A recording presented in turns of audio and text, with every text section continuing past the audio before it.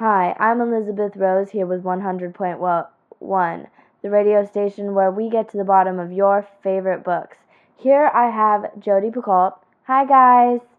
And we are going to be talking about her bestseller, My Sister's Keeper.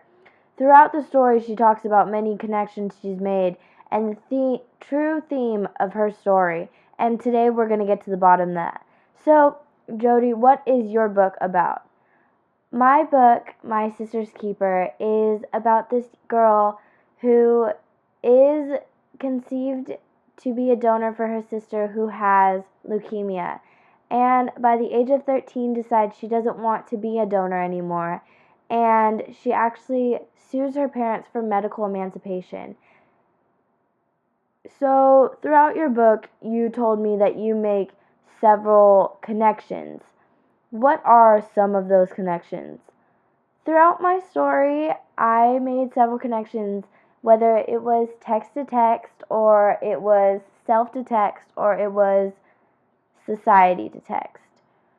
Why don't we start with text to text?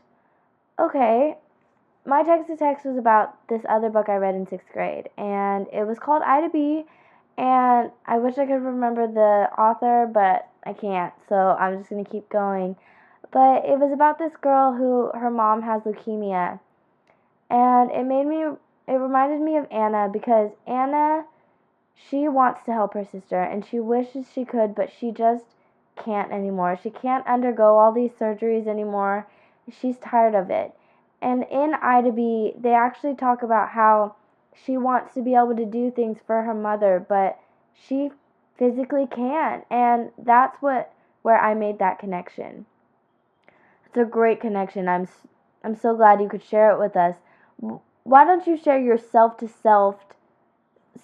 text connections and how you found a way to connect yourself to the characters of your story?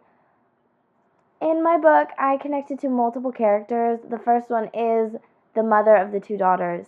I connected because my aunt actually had breast cancer, and I remember going through it, and I wanted to do whatever I could to help my aunt. If there was a surgery that could be done that even gave us the slightest chance of her living, I wanted it to be done because I wanted her to live. And that's all Sarah really wants throughout this story. She wants her girls to live. And sometimes that means giving up some of the other, but that's truly where I made that connection. Another one I made wasn't personally myself, but it is in my life. My Jesse, the oldest of the 3, he is neglected pretty much. Not actually truly neglected, but he doesn't get as much attention.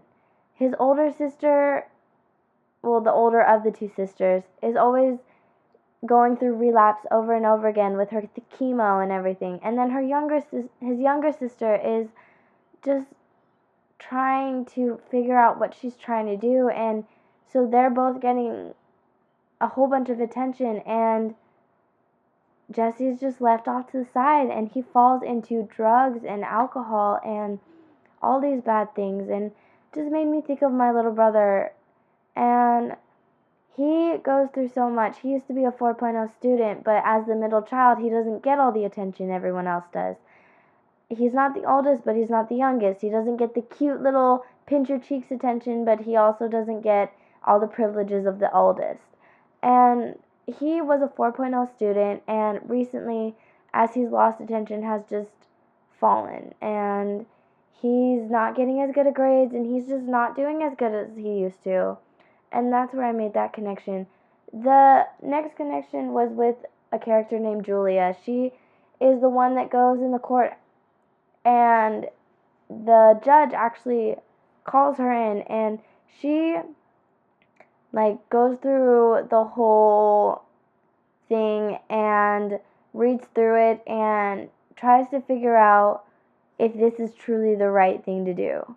And she also determines if Anna is truly ready to do this with her family. And when she's in the process of doing this, she goes to meet the lawyer, and the lawyer turns out to be her ex-boyfriend. And it just, it's a small thing, but it just made me think of recently I've met up with one of my ex-boyfriends, and it's so hard to fight the old feelings that you have for them because they're still there, and no matter how much you know it's wrong, it's like, it's, you can't get rid of it, and that's why I totally connected with her.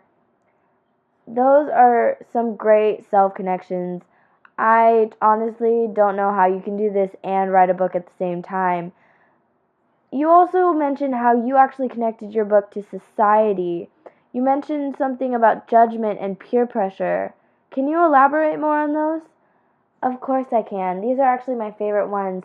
I took my favorite quote from my book about judgment, and it was Kate, the sick one, and she's talking to her mom, and she says, "Don't say it. Don't tell me nothing. Nobody's going to stare at me because they will. I'm a freak, Mom. Look at me." She's scared to go outside of her house looking the way she looks. She's bald because of her chemo. She's got scars all over her because she's had so many procedures done on her body.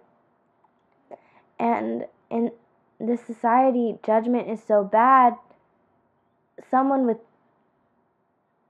cancer, who has so many other things to think about and to be scared about, is scared to walk out of her house because she doesn't want to look different from everyone else.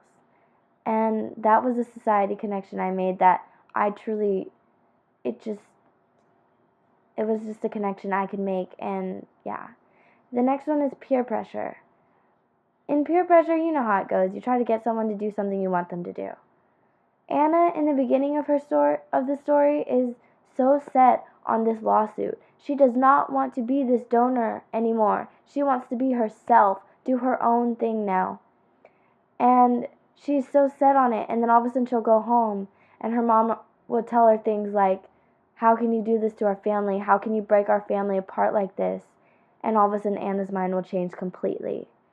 And peer pressure is so bad, whether it's drugs, alcohol, or just trying to get someone to do what you want them to do. It can go from, "I don't want to do that," to, "How can you not do this for me? How can you just put me aside like that? I'm supposed to be one of your best friends." And it's so easy to get someone to be put into peer pressure nowadays, and it's so common. And those are the connections I made through writing this story. I really hope you guys like this story. It was so great to get to talk to you, and it's so good to get to the bottom of your book. I have one final question for you. If you had to put one theme on your story, could you tell us that theme right now? Yeah, of course. My theme pretty much is, you can't force someone to do something. But as the person saying no, you have to be set on what you're doing. You can't jump back and forth. You can't be a pushover. You have to do what you're going to do and stick to it. And that's what my theme of my story is. I really hope you enjoyed it, you guys. I hope you enjoy my book. And thank you for having me. Well, we appreciate you coming in, and it was great to get to the bottom of your book. This is Elizabeth Rose signing out on 100.1, where we get to the bottom of your story. I'm not sure what book we're going to do tomorrow, but we'll meet here at the same time, 7 o'clock. Thank you for listening, and goodbye, my viewers. Bye, guys. Hope you liked it.